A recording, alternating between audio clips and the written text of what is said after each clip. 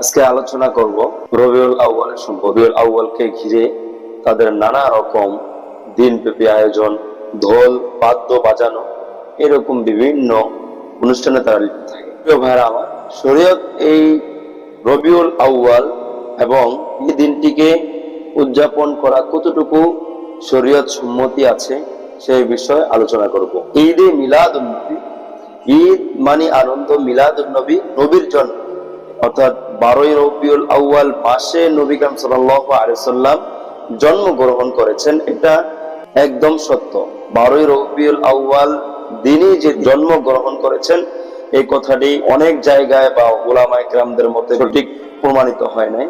কারণ নবী করিম সাল্লাল্লাহু আলাইহি ওয়াসাল্লাম 9ই রবিউল আউয়াল অর্থাৎ 9 তারিখেও তিনি কি জন্মগ্রহণ করেছেন, এমন একটা হাদিস শরীফের ভিতরে বা বিভিন্ন জায়গাতে রিওয়ায়াত আছে।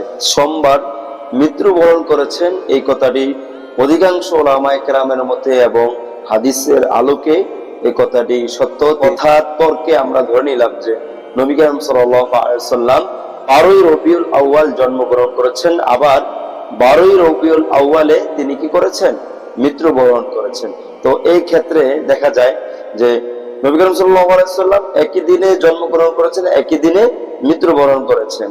তো আমরা কি করি, যারা উৎসব করি তারা কিন্তু সবসময় ওই দিনটাকে পুরো দিন আনন্দ করি। দিনের শুরুতে আনন্দ করবেন, আর নয়তো দিনের শেষে দুঃখ প্রকাশ করবেন, কান্নাকাটি করবেন। কিন্তু আপনি তা করেন না, আপনি করেন কি পুরো দিন আনন্দ করেন।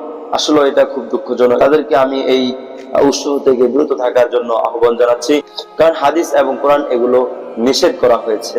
আপনি যদি নবী করিম সাল্লাল্লাহু আলাইহি সাল্লামের জন্মদিন পালন করতে হয়, নবী করিম সাল্লাল্লাহু আলাইহি সাল্লাম প্রতি সপ্তাহে অর্থাৎ সোমবার দিন তিনি রোজা রাখতেন।